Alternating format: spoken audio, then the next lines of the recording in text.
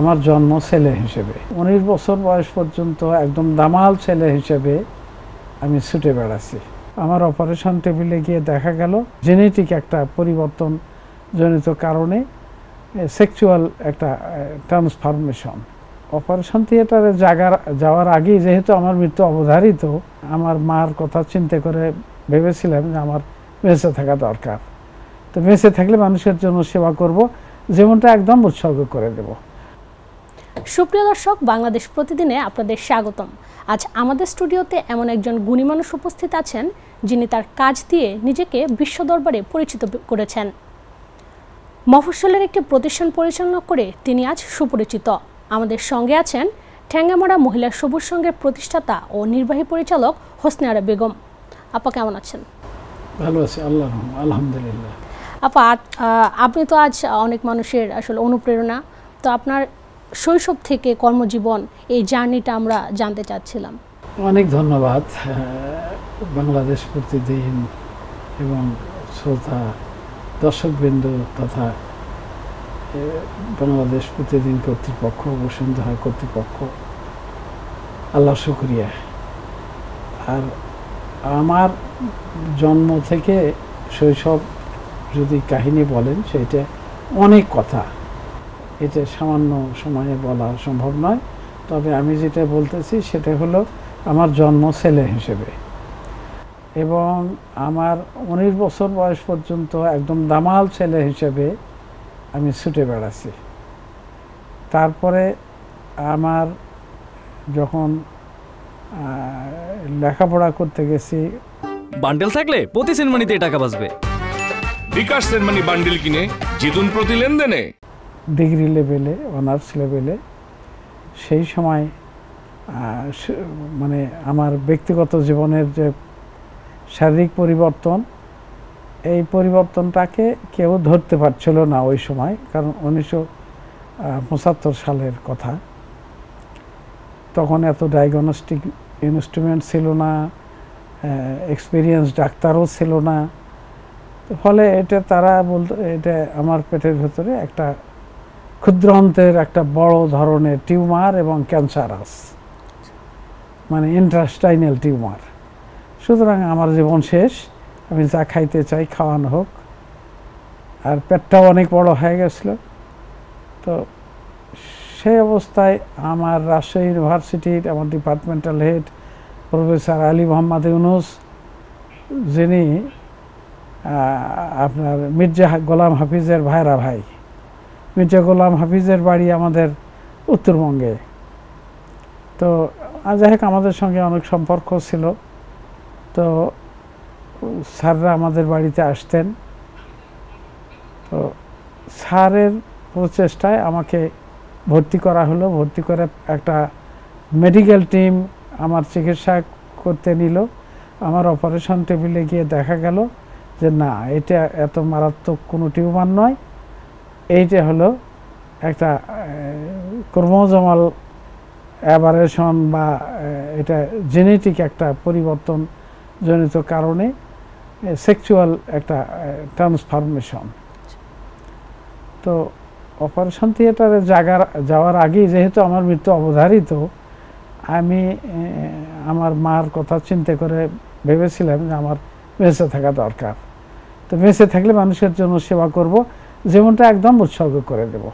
তা আসলে তাই সেই উৎসর্গ করার জন্যই আমি সরকারি চাকরি ছেড়ে দিয়ে আপনার এই ঠ্যাঙ্গামারা সবুজ সংঘ, পরবর্তীতে যেটা মহিলা সবুজ সংঘ করলাম, এইটা রিভাইভ করে 1980 সাল থেকে এর সঙ্গে একদম ওতপ্রোত জড়িত হয়ে এইটারই বিভিন্ন দিক, এইটার আপনার বিভিন্ন ডাইমেনশন এবং বহুমাত্রিকতা এই করে সারা বাংলাদেশে প্রায় 2000 অফিস আছে।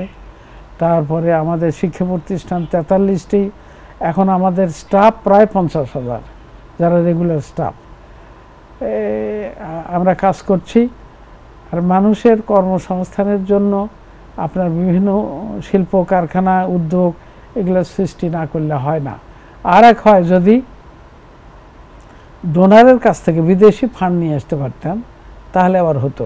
কিন্তু উত্তরবঙ্গে থেকে বাংলাদেশের রাজধানী ঢাকাতে আমাদের কোনো ট্রেস নাই, আমাদের কোনো ফুটিং নাই, সেই হিসেবে উত্তরবঙ্গে থেকে তো আমরা ডোনারের সন্ধানও পাই না। যার ফলে আমরা চিন্তা করলাম যে আমাদেরই রোজগার করতে হবে। ডোনারের বিকল্প হিসেবে আমরা বিভিন্ন কলকারখানা, শিল্প প্রতিষ্ঠান, ব্যবসা বাণিজ্য এগুলো আমরা করে থাকি। আর আমাদের এগুলো যে করি আমরা, এই করার জন্য অন্যতম প্রধান কিন্তু জমি জমা। আর টিএমএসএসের জন্ম হলো ভূমিহীনদের দ্বারা। তো ভূমিহীনেরা তারা বলে দেখেন এই জমি অভাবে আমরা কিছুই করতে পারি না, আমরা পরের দরজায় খেটে খাই। তো সুতরাং আমরা যেন জমি নেই, পত্তন হোক, আপনার হলো বর্গা হোক বা পারচেস করে হোক বা দান অনুদান গ্রহণ করে হোক, তো তখন থেকে আমরা জমি জমা প্রতি আগ্রহী ছিলাম। আমাদের অনেক জমি জমা, এর ফলে মানুষ আমাদের অনেকে আমাদের প্রতি নানা বিরূপ, মানে মানুষ প্রতিহিংসা করে, অনেকে আপনার বিনোদন পায়, প্রতিহিংসা করে তারা মনে তৃপ্তি পায়, সেই জন্য অহেতুক প্রতিহিংসা করে। যেমন এই যে আপনাদের এখানে ঢুকতেই জিজ্ঞেস করছিল যে আপনি নাকি ভূমি দখল করেন মানুষের। তো আমরা কিন্তু ঘোষণা দেওয়া আছে পত্রিকায়, আপনাদের পত্রিকা বাংলাদেশ প্রতিদিন থেকে শুরু করে 2টা জাতীয় পত্রিকা এবং বগুড়ার সকল স্থানীয় পত্রিকায় দেওয়া আছে। কারো জমি যদি আমরা দখল করে থাকি তারা আমাদের সাথে যোগাযোগ করবে, তাদের ক্ষতিপূরণ দেওয়া হবে এবং যে তারা যে সিদ্ধান্ত চায় সেই সিদ্ধান্তই গ্রহণ করা হবে। কেউ কি যোগাযোগ করেছে এখন পর্যন্ত এই ধরনের কোনো অভিযোগ নিয়ে? না, যোগাযোগ করে না। কারণ যোগাযোগ করবে কি করে, আমাদের ইললিগাল কোনো জমি নাই। আমাদের যে যা দিয়েছে রেজিস্ট্রি দলিল আছে, তারপরে বন্ধকি দলিল আছে, এসব কিছু আছে। শুধুমাত্র সরকার 16 একরের মতো জমি আমাদেরকে লিজ দিয়েছিল 1995 সালে বগুড়া জেলা প্রশাসক। সেই জমিটা আমরা জানতাম না যে এটার পর কবলিয়তনামা দলিল করতে হয়। তো কবলিয়তনামা দলিল ছিল না। কবলিয়তনামা দলিল করার জন্য জজ কোর্টে মামলা করেছিলাম। জজ কোর্টে আমরা রায় পেয়েছি, কারণ তারপরে অনেক অবকাঠামো আগেই করা হয়ে গেছিল জেলা প্রশাসকের পারমিশন নিয়ে। রায় পেয়েছি, সেই রায়ের বিরুদ্ধে বগুড়া জেলা প্রশাসন আবার আপিল করেছে। গতানুগতিক নিয়মে নাকি আপিল করতে হয়, আপিল চলমান আছে। তো সেই জমি তারপরেও জেলা প্রশাসক যা সিদ্ধান্ত দেন, তিনি কালেক্টরেট, তিনি ডিস্ট্রিক্টের গার্ডিয়ান। তো সেখানে আমাদের আপত্তি নেই, ওনারা যা বলতেছেন তাই করছেন। কারণ আমাদের তো ব্যক্তি নয়। ধরেন সরকারি আর আমাদের পার্থক্য কী? সরকারের মানে উৎস হলো জনগণের খাজনা, ট্যাক্স, ভ্যাট ইত্যাদি, আর আমাদের উৎস হলো রোজগার করে বা মানুষের কাছ থেকে দান অনুদান গ্রহণ করে। সরকারও প্রফিট পকেটে নিতে পারে না, আমরাও প্রফিট পকেটে নিতে পারি না। সুতরাং আমরা যে বেসরকারি অ্যাজ লাইক অ্যাজ সরকার। তো সেখানে সরকার আমাদেরকে এক খণ্ড জমি দিল আর দিল না, সরকারের যা ভালো হয় তাই করবে। এতে আমাদের তেমন কোনো, আমাদেরকে দিয়েছিল সরকারের জমি দেবে না, এতে আমাদের অসন্তুষ্ট হওয়া আমরা বৈধ মনে করি না। আপা একটু শুরুতে ফিরে যেতে চাচ্ছি যে 1975 সালে সে সময়কার আসলে সামাজিক প্রেক্ষাপটে যে আপনার যে একটা শারীরিক রূপান্তর হলো, বর্তমানে এই ডিজিটাল যুগেও কিন্তু আসলে মানুষ মানে এই ব্যাপারগুলো নিয়ে খুব একটা ইজিলি নিতে পারে না।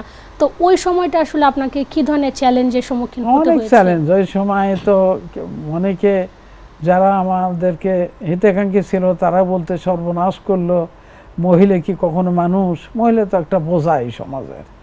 তো একটা বেটা ছেলে, এত দামাল ছেলে, এত ঠ্যাঙামারা যুব সংঘের সক্রিয় একজন সদস্য, সে মেয়ে ছেলে হয়ে গেল।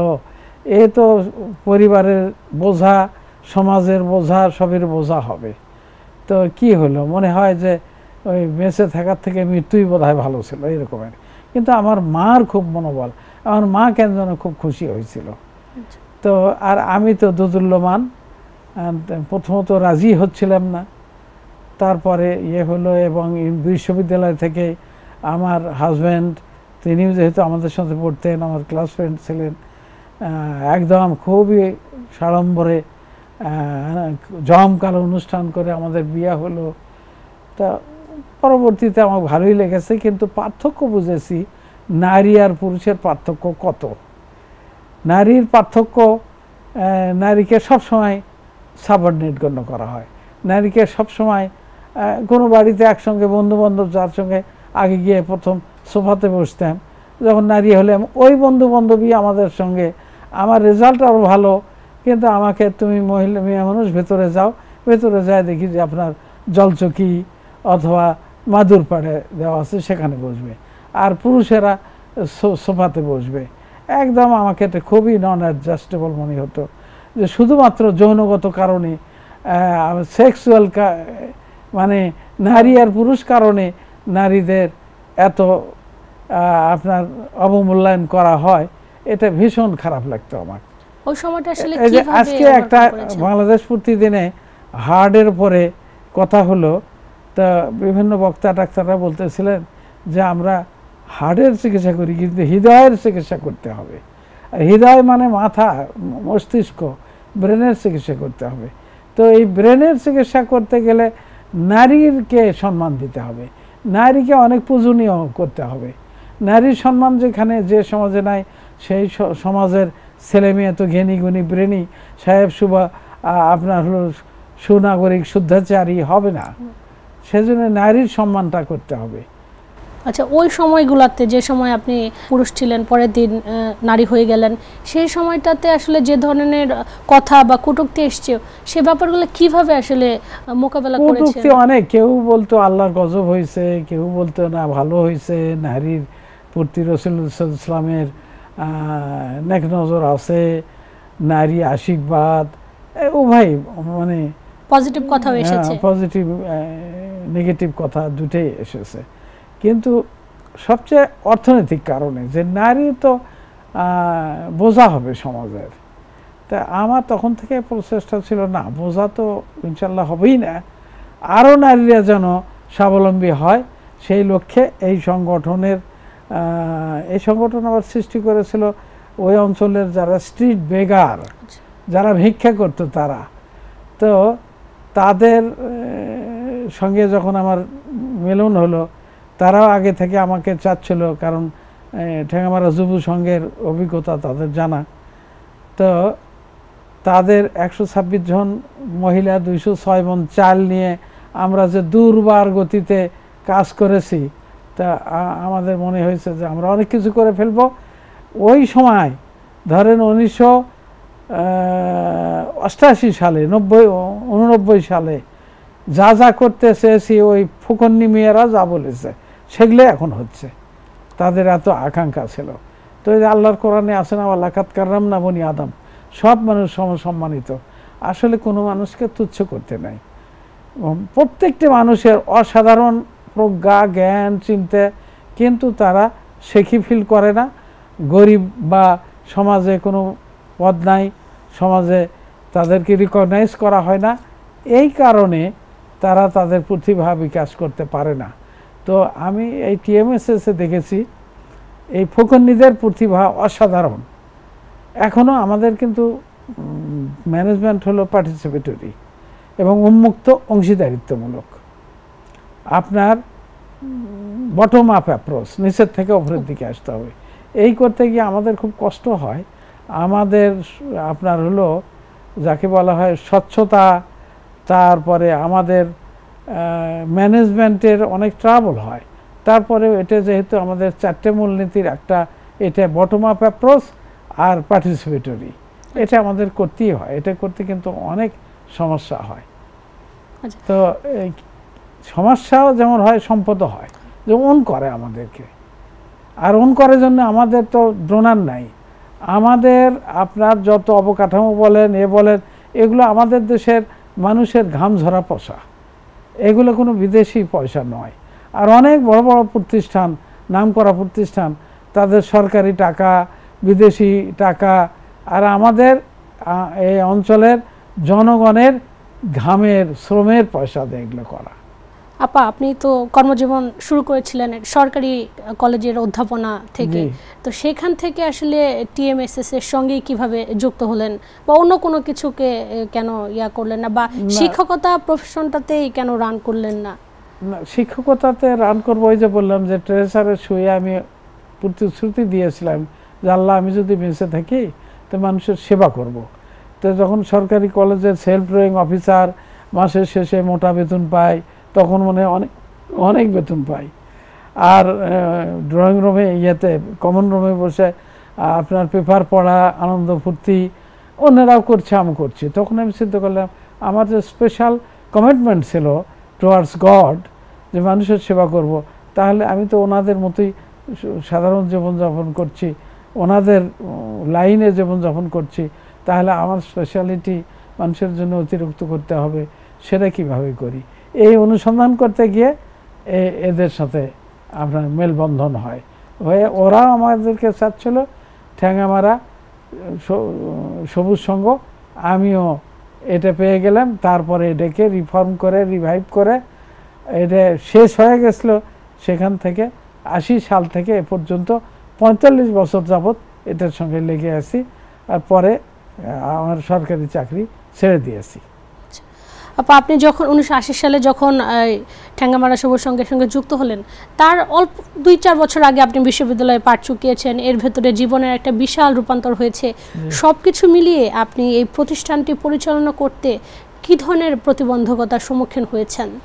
সে প্রতিবন্ধকতার কাহিনী আপনাকে কিভাবে বলবো, বহুমুখী বহুবিধ। এখনো ধরেন এখনো প্রতিবন্ধকতা কি, তবে আগে মানুষের এত প্রলুব্ধকর মানুষ ছিল না। এখন কেন যেন মানুষের চাহিদা আর লোভটা বেড়ে গেছে, যার ফলে প্রতিবন্ধকতা এখন জিরো হওয়ার কথা ছিল, কিন্তু প্রতিবন্ধকতা জিরো হয় নাই। কারণ আপনার চাকরি করবে পরিচালক পদে, তা যারা চাকরির জন্য আবদার নিয়ে আসে ওই লোক তাদের নয়, তাদের কাছ থেকে টাকা নেয়, ওই ক্যান্ডিডেটের কাছ থেকে টাকা নিয়ে আমার কাছে আসে, যার একটু মোটামুটি যোগাযোগ আছে আমার সঙ্গে, বা একটু ধরেন আপনাদের মতো কিছু কিছু সেই জাতীয় সাংবাদিক, যাকে আপনারা হলুদ সাংবাদিক বলেন, তারা এসে আমার 2 জন লোক নেওয়া লাগবে। তো ওই লোক আপনার কে কয় আমার আত্মীয়, পরে খোঁজ নিয়ে দেখি কেউ না, ওনার কাছ থেকে টাকা নেছে। তখন বললেন না আমরা তো দিতে পারবো না চাকরি, প্রভাত চ্যানেলে আসেন। উনি খেপে গেলেন, আমার বিরুদ্ধে একটা লিখলেন। তারপরে মেডিকেল কলেজে ভর্তি করাবে, সেখানে অনেক ব্যয়, টাকা দিতে হবে, না উনি টাকা দিতে পারবেন না, তার সুযোগ না দিতে পারলেই সেখানে খেপে যাচ্ছে। বিনে পয়সায় হার্ট অপারেশন করবে, ওপেন হার্ট সার্জারি করবে, বিনে পয়সা ক্যান্সার ট্রিটমেন্ট করবে, যে কস্টলি। বায়োমলিকুলার ল্যাব আছে আমাদের, যে ল্যাব দিয়ে আপনার ডায়াগনোসিস করলে আগামী 10 বছরে আপনার শরীরে কোনো ক্যান্সার আর সেল গ্রো করবে কিনা তার আপনার সিগন্যাল পাওয়া যাবে। এটা খুবই কস্টলি, এবং বাংলাদেশে এই বায়োমলিকুলার ল্যাব কিন্তু কোথাও নাই, আমাদের আছে। তো সেটা আমার একটু শখ আমি করব। তো এটা তো অনেক ব্যয়, রিয়েজেন্টগুলোর ব্যয় বেশি, বিদেশ থেকে আনতে হয়, আমেরিকা থেকে রিয়েজেন্ট আসে, মানে পয়সা দেবেন না করবেন। তো এগুলো যখনই আমরা দিতে না পারি তখনই এই গিভ অ্যান্ড টেকের মধ্যে গন্ডগোল হয়ে এখনও চরম প্রতিবন্ধকতা আছে। তো থাকুক এই প্রতিবন্ধকতা, আমরা প্রতিবন্ধকতা কোনটাকে মনে করি যে আমার পদস্খলন হয়েছে কিনা, আমি আমার পেটে এবং পকেটে কিছু নিয়েছি কিনা। তো আমার পকেট ক্লিয়ার, আমি ভয় পাই না। কিন্তু অনেক সময় আপনার নিয়ম নীতির মধ্যে একটু এদিক সেদিক হয়ে আমি যে পকেটে নেইনি তা কিন্তু বোঝা যায় না। ফাইল দেখলে ধরেন যেমন জমি পারচেস করা আমার উপরে আছে, তো পারচেস কমিটি আছে, তারা বলল যে আমরা একটু কমই দাম করেছি, তবে আপনি ইচ্ছে করলে আরও পার ডেসিমেল আপনি আরও 5,000 টাকা বাড়িয়ে দিতে পারেন। এটা কিন্তু তাদের সাথে আন্ডারস্ট্যান্ডিং, আমি বাড়িয়ে দিলাম। তো তখন তদন্তে গিয়ে বলতেছে যে আপনার পিসি পারচেস কমিটি বলল এত রেট আপনি বাড়িয়ে দিয়েছেন, এই যে আপনার অভিযোগ আছে যে আপনি দাম বাড়িয়ে দিয়ে 50% টাকা আপনি নেন, 50% জমিওয়ালাকে দেন, এই যে এটা তো আপনি আউট অফ সিস্টেম বাড়িয়ে দিয়েছেন। তো তখন আমি বলি আচ্ছা তাদেরকে ডাক দেন, কমিটির ছিল, তারা নিজেরাই বলছে ওখানে লেখেননি কেন, লেখাও হয় নাই ওটে। এরকম আপনার মিস্টেক অনেক হয়ে যায়। আর এই মিস্টেকগুলো মানে গ্রামেটিক মিস্টেক যাকে বলা হয়, সেক্রেটারিয়াল মিস্টেক, এই মিস্টেকগুলো দেখলে মনে হয় যে অনিয়ম আমি নিজেই করছি। তো আমারও লজ্জা লাগে সময় সময় যে এটা কেমন একটা ভুল করলাম। তো এইরকম চলছে আর কি ভুল ত্রুটি, কিন্তু সাহস আমার এই যে আমার পেটে আর পকেটে তো কিছু নাই। দুদুকে অনবরত দরখাস্ত দিচ্ছে আমাদের বিরুদ্ধে, তারা দুদুক যাচ্ছে। 5 তারা হোটেল মমইন রিসোর্ট অ্যান্ড পার্ক আছে, সেখানে দর বেশি নয় কেন, কম কেন, তারও অভিযোগ। তাহলে 5 তারা হবে কেন, এটা তারা নামান। তারপরে স্টোরেজ আপনাদের পোর, আপনার বিশাল বিশাল আপনার হলো রেফ্রিজারেটর ভর্তি করা শাক সবজি ফলমূল এগুলো থাকবে, তা নাই কেন? 22 দিনের স্টোর স্ট্রেনথেনিং নয় কেন? এগুলো অযৌক্তিক বিভিন্ন অভিযোগ, অযৌক্তিক। তাই এই যে 5 তারা হোটেলের চতুর্পাশে এত আবাদি জমি এবং একটা শহরে নয় গ্রামে 5 তারা হোটেল, ইউনিয়ন কাউন্সিলে, তারই আইনটা নিয়ে আসেন। তখন বলে না, আইন তো আমাদের একটাই যে আপনার স্টোরে 22 দিনের মাল থাকতে হবে, তা নাই সেখানেই। হ্যাঁ, এই জাতীয় I think very insignificant, very inhumanitarian কথাবার্তা শুধু আমাকে আটকানোর জন্য। এগুলো অবিরত হচ্ছে, চলছে। কিন্তু আমি আল্লাহর রহমতে, আমি তো বললাম যে আমি ক্লিয়ার আছি কিনা সেটা তো আমি জানি, মনে চেনে পাপ। তো সেই জন্য আমার পরিবারের সবাইকে বলি যে আমরা স্বচ্ছ থাকি, আল্লাহ রক্ষা করবেন, এটা আল্লাহর ওয়াদা। আপা, এই যে এখনো বিভিন্ন ধরনের প্রতিবন্ধকতা আগেও ছিল, তো কোনটাকে আপনার কাছে বেশি মনে হয় যে আপনি যখন বিশ্ববিদ্যালয় থেকে পাঠ চুকিয়ে শারীরিক একটা পরিবর্তন, তারপরে একটা বিশাল একটা প্রতিষ্ঠান? আমার কাছে প্রতিবন্ধকতা মনে হয় বাহিরের নন টিএমএসএস যে প্রেশার বা ডিমান্ড, এগুলোর থেকে আমার মনে হয় যে আমাদের টিএমএসএসেরই বেতনভুক্ত কর্মকর্তা কর্মচারী, তাদের যে টিএমএসএস এর ফিলোসফি, এটা তারা সম্ভবত না বুঝেই তারা চাকরিতে আসে। এসে আমাদের ফিলান্থ্রপিজম, আমাদের যে আপনার জনকল্যাণমূলক এবং স্বেচ্ছাশ্রম কিছু দিতে হবে। আপনি এখানে কাজ করেন না করেন, নিয়োগপত্র পাইছেন, আপনি বেতন মাসের শেষে পাবেনই, এটা তো সরকারিতে হবে। যেখানে আমার বেতন সংগ্রহ হয় মানুষের রোজগার দিয়ে, আমাদের জনবলগণের প্রফিট আসলে, রোজগার হলে তাই দিয়ে বেতন হবে। তো আপনার সেকশনে কোনো প্রফিট নাই, কিন্তু মাসের শেষে বেতন না হলেই লেখালেখি বিভিন্ন নামে চিল্লি, এটা ইন্টারনালি বেশি করে, এক্সটার্নাল খুব বেশি করে না, ইন্টারনালি। আপনি 5 তারকা হোটেলের কথা বলছিলেন, অনেকে বলে যে আপনি তো সমাজসেবা বা মানুষের জন্য কাজ করতে চান, তাহলে 5 তারকা হোটেলের কি প্রয়োজন? শুনেন, 5 তারকা হোটেলের প্রয়োজন কেন, হেলিকপ্টার দুটো কিনছেন কেন, এগুলো কথা আপনাদের মতো বিজ্ঞ মানুষেরা জিজ্ঞেস করে, অত্যন্ত স্বাভাবিক। কিন্তু আমাদের কথা হলো যে আমরা উত্তরবঙ্গ অবহেলিত, উত্তরবঙ্গ পার ক্যাপিটা ইনকাম কম, উত্তরবঙ্গের কনজামশন কম। আমরা যদি 100 লোক নেব, নিয়োগপত্র দেব, নিয়োগ বিজ্ঞপ্তি দেই, উত্তরবঙ্গ থেকে 5000 দরখাস্ত পড়ে।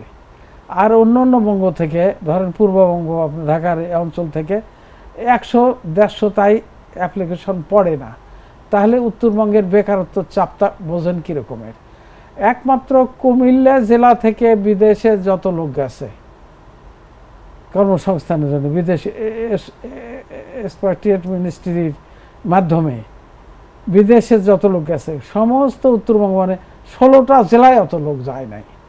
তার মানে আমাদের হোমসিক, আর্নিং কম, আমাদের লোকজনের আপনার হলো তাদের চাহিদা আছে, কিন্তু চাহিদা মাফিক যে কর্ম করা লাগবে।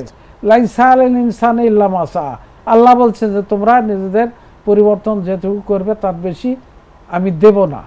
তো আমি পরিবর্তন করব না, আমরা চাইব।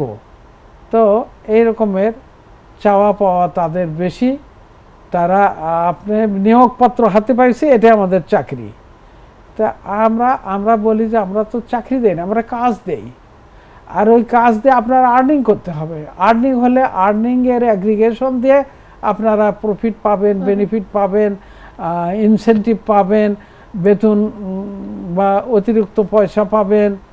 তো এগুলো শুনে তারা নিজের নামে না হলে তাদের বন্ধু বান্ধবের নামে বিভিন্ন জায়গায় লেখালেখি করে। আমাদের মনে করেন যে ফাইন্যান্সার সবচেয়ে বড় এবং আমাদেরকে প্রশিক্ষণ দেন, আমাদেরকে এই পর্যায়ে নিয়ে আসার ক্ষেত্রে যে পেশাদারিত্বটা আমাদেরকে শিখিয়েছেন, এটা হলো বাংলাদেশ সরকারের একটা ফাউন্ডেশন, পল্লী কর্মসহায়ক ফাউন্ডেশন। তাদের কাছে লেখে, তারপর তারা অবশ্য আমাদেরকে, যেহেতু তাদের হাতেই আমরা গড়া, তারা চেনে। কিন্তু মাইক্রো ক্রেডিট রেগুলেটরি অথরিটি তো গভর্নমেন্ট অর্গানাইজেশন, পরিবর্তনশীল লোকেরা বদলি হয়ে যায়, নতুন লোক আসে। তাদের কাছে যখন লেখে তারা বলে যে আপনি এই বেতন ঠিক মতো দেন নাই কেন, এ করেন নাই কেন। বেতন ঠিক মতো দেব, এর মালিক কে? কাকে ধরবেন আপনি? কে আমরা প্রতিশ্রুতিবদ্ধ? We are that, this is the trustee নেচারের সংগঠন, we are that trustee on. তো যদি পয়সা না থাকে তাহলে বেতনটা দেব কি দিয়ে?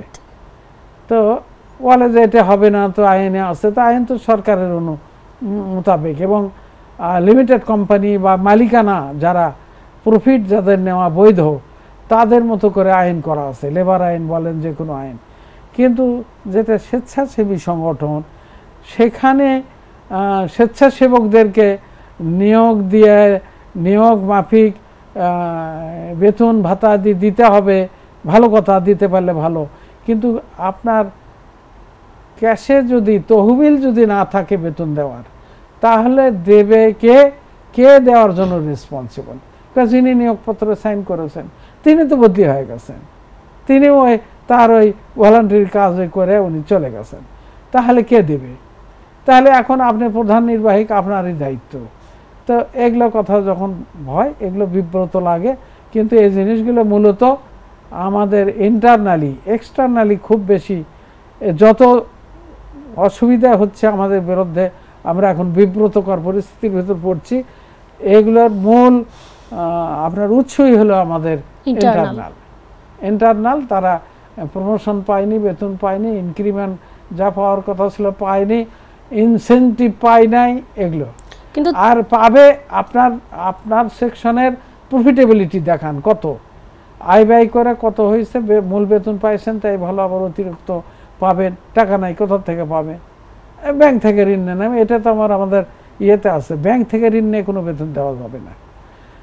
তবে আল্লাহর রহম, আল্লাহর শুকরিয়া যে আমার 45 বছরে আজ পর্যন্ত আপনার কোনো 1 মাস 2 মাস কোনো জনবল বলতে পারবে না যে বেতন পায় নাই। বেতন বহির্ভূত এক্সট্রা স্যালারি অ্যাডভান্টেজ যেগুলো, সেগুলো হয়তো পায় নাই। সে আর যিনি পাইছেন তিনি পাওয়ার যোগ্য, তা উনি যোগ্য, আমি যোগ্য নই কেন? এটা যোগ্য নন মানে আপনার পারফরমেন্স হয় নাই, তার হয়েছে, সুতরাং এক্সট্রা স্যালারি অ্যাডভান্টেজ উনি পাইছে, আপনি পান নাই, ইনসেন্টিভ উনি পাইছে, আপনি পান নাই। এই সংক্ষুব্ধ হলো, চিঠিপত্র লেখা শুরু করলো। এটা বোঝাই যায় যে আমাদের লোকেরা, এক্সটার্নাল লোকের এগুলো কথা জানারও কথা নয়, তেনারা ইয়ে করে না। তবে তাদেরও তো আত্মীয় স্বজন, ফ্রেন্ড সার্কেল আছে, তারা সহ সময় সময় হইচই করে। তারপরে সাংবাদিক ফ্রেন্ড সার্কেল আছে, তারা তো আরও সাংঘাতিকভাবে এই জিনিসগুলো আপনার লাইনে অনলাইনে তুলে ধরে। কিন্তু যখন নিয়োগ হয় তখন তো তাদের এই নিয়ম নীতিগুলো জানার কথা, তারা কি সেসব জানে? সিগনেচার করে, আমাদের চুক্তিপত্র আছে। আচ্ছা, চুক্তিপত্র সিগনেচার করা আছে যে এটা ভলান্টারি অর্গানাইজেশন, ফিলান্থ্রপিক অর্গানাইজেশন, এর পয়সা থাকলে আপনারা পাবেন, না থাকলে পাবেন না, এগুলো কথা লেখা আছে। তারপরেও কে আপনার প্রচারে তার কেউ ডকুমেন্ট দেখে না, অফিসে তো যায় না যে ডকুমেন্টটা দেখবে। তারপর মনে করেন চাকরিতে অব্যাহতি দিল, আমাদের বিধানে আছে 6 মাসের মধ্যে দায় দেনা ক্লিয়ার করতে হবে, তার সঙ্গে সমন্বয় করতে হবে। কিন্তু উনি ওই যে চাকরি ছেড়ে আসছে না আসছে যোগাযোগ করে না। এখন বিভিন্ন সেকশন বলতেছে যে ওনার কাছ থেকে এই টাকা পাবো, ওনার কাছ থেকে উনি বলছে আমি পাবো, উনি বলছে আমি পাবো। তো তাদের অবজেকশনে ওনার যে পাওনা গ্র্যাচুইটি পেনশন যেটা ওনার পাওয়ার কথা, সেই টাকা দিয়ে দিলে এই ক্লেমারদের টাকা পরিশোধ হয় না, আর উনি তো ধরাই দিচ্ছেন না। কিন্তু দূরে থেকে চিঠি লিখতেছে যে আমি চাকরি ছাড়ছি, 6 মাস তো দূরে থাকলেও 11 মাস হচ্ছে আমাকে দায় দানা ক্লিয়ার করছে না। করছে না। অথচ এগ্রিমেন্টের যে নিয়োগের সময় লেখা আছে 6 মাসে কমপক্ষে 6 বার যোগাযোগ করতে হবে। আচ্ছা, তা উনি যোগাযোগও করছে না। যোগাযোগ মানে আপনি ফোন করে হোক, যে করে হোক, আপনার অমুক অমুক যে ক্লেম করছে, তা সেইটা কীভাবে মিট আপ করবেন, এই করে না দায় দানা চুকে দেব। তো এগুলো সমস্যা, এই ইন্টারনাল সমস্যা সমস্যা নেই। এখন বেশি যন্ত্রণা, আচ্ছা কারণ প্রায় 50,000-এর মতো স্টাফ। জি আপু, এইটা ধরেই আপা একটা প্রশ্ন করতে চাই, সেটা হচ্ছে আপনার প্রতিষ্ঠান তো আপনি যেরকমটা বলছিলেন যে 126 জন ভিক্ষুক ওনাদের দিয়ে শুরু হয়েছিল, এখন আপনার প্রতিষ্ঠানে প্রায় 50,000 স্টাফ আছে। তো এই যে সেই শুরু থেকে আপনি শেষ পর্যন্ত এখন পর্যন্ত আছেন, এই পুরো যাত্রাটা যদি আমাদের দর্শকদের সঙ্গে একটু শেয়ার করতেন। শোনেন, পুরো যাত্রা তো ব্যাপার 45 বছরের যাত্রা। তো আল্লাহর রহমতে ওই যে 126 জনের অনেকের ছেলে মেয়েরা কিন্তু আমাদের পরিচালক পদে চাকরি করে, লাতিপোতারা। তারপরে তাদের বাড়ি ঘরে পাকা বাড়ি হয়েছে, তারা অনেক ভালো করেছে। আর তখন তো ওই 126 জন ছিল, এখন হলো 26 লক্ষ আমাদের এক্সিস্টিং সদস্য পরিবার আছে। তখন 126 মানে 126 পরিবার, আমাদের ওর এক পরিবার থেকে একজন মহিলাই আমাদের সদস্য হয়। এখন হলো 26 লক্ষ পরিবার। আর কিউমুলেটিভ যদি ধরেন তো 1 কোটির বেশি পরিবার। কিউমুলেটিভ কেন? যারা আমাদের কাছ থেকে তাদের যে রিকোয়ারমেন্ট, যেমন আমরা 10 লক্ষ টাকার বেশি ঋণ দিতে পারি না, কিন্তু ওনার দরকার 20 লক্ষ 15 লক্ষ, তখন আমরা গুড বরোয়ার সার্টিফিকেট দিয়ে তাদেরকে ড্রপ আউট, ফেস আউট করে দেই। তো এই কিউমুলেটিভ ধরতে গেলে 1 কোটির বেশি পরিবার আমাদের সঙ্গে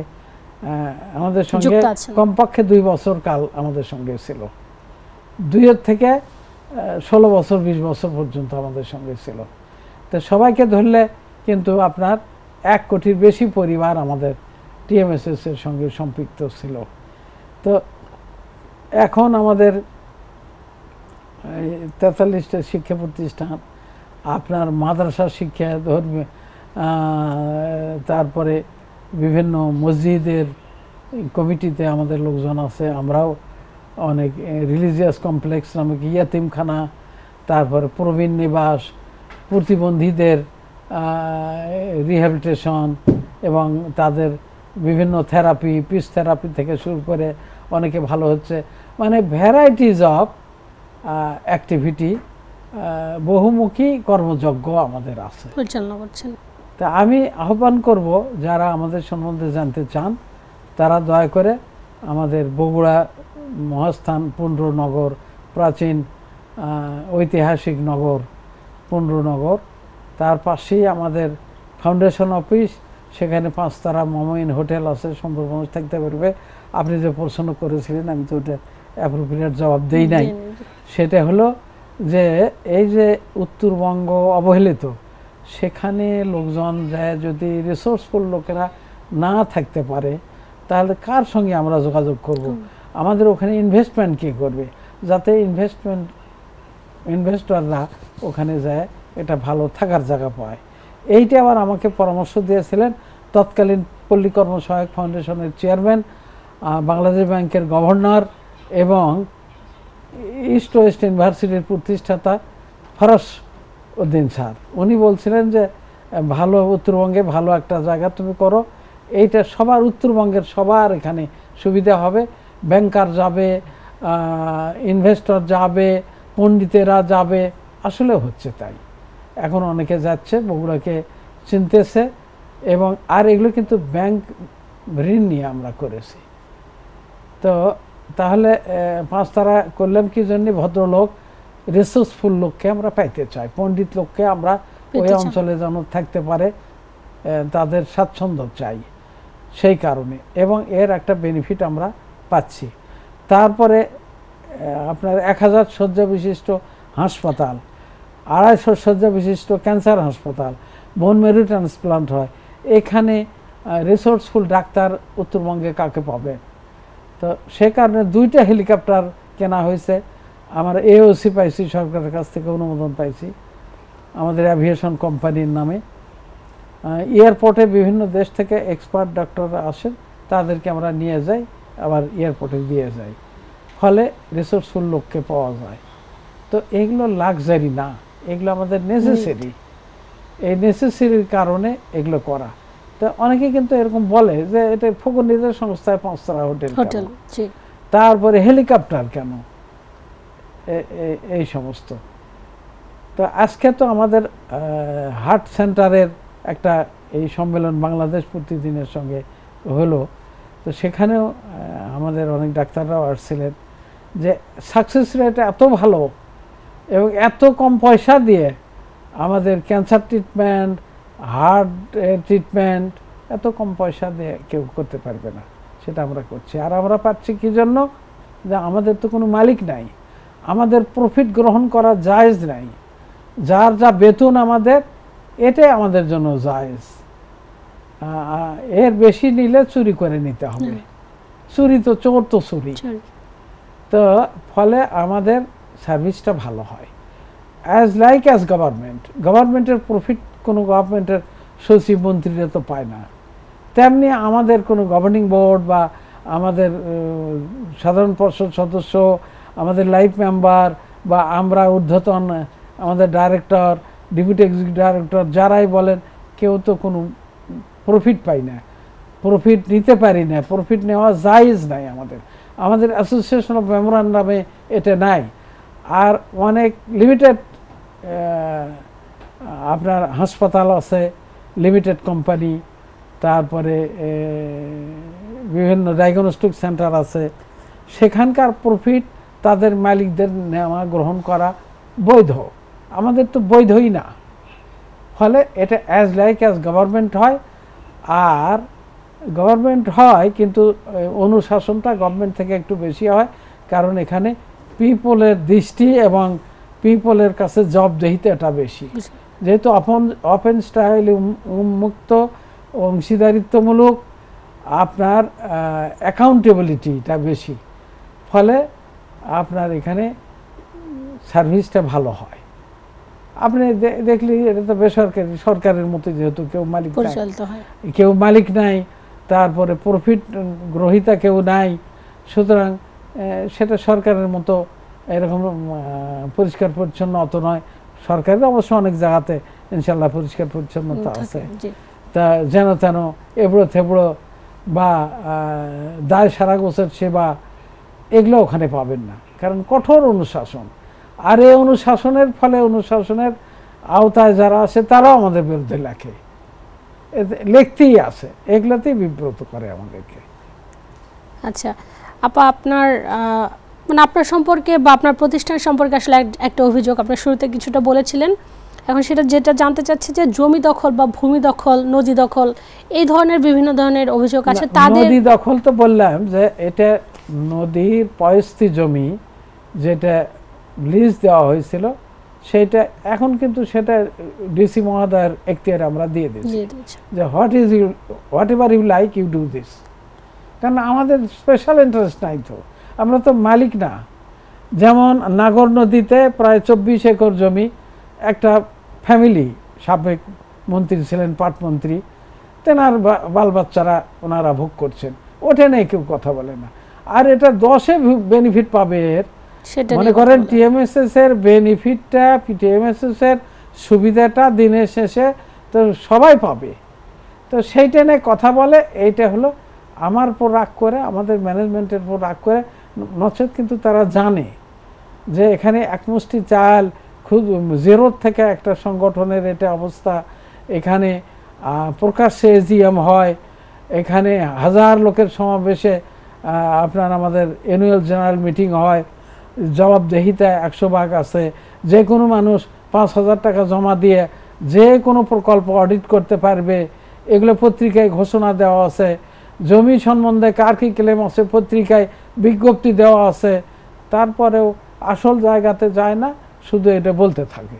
আর এই বলার মধ্যে তাদের মনে করি যে এটাও তাদের একটা বাণিজ্য বা সুবিধে, এটা বলবো, আমার ধারণা এটা বলতেই থাকবে। আচ্ছা, তাদের উদ্দেশ্যে কি আপনার কিছু বলার আছে? যারা এই ধরনের, তাদের উদ্দেশ্যে বলার আছে এই যে তারা আল্লাহ তাআলা ওয়াল কাদরে খাইরিহি ওয়া শাররিহি, অদৃষ্টের ভালো মন্দ আল্লাহর উপরে, এইটা মেনে নিয়ে এই দেশের 90% মানুষ মুসলমান। আর এই মুসলমানই কিন্তু আমার বিরুদ্ধে লেখে, অমুসলিমরা কেউ লেখে না। তো তারা যে এইটা লিখছেন কি টিএমএসএস থেকে একটু পাইতেন, খাইতেন, পাননি খাননি, সেই জন্যই লিখলেন, তাহলে আপনার তকদির কি টিএমএসএস ভালো করে দেবে না আল্লাহ ভালো করে দেবে? তো একটু আল্লাহর পর করে, দরকার হলে কোথায় কোন ত্রুটি হলো আমার কাছে এসে বলেন। আমি না শুনলে আমার গভর্নিং বোর্ডের মিটিং মাসে কমপক্ষে একবার হয়, 2-3 বারও হয়।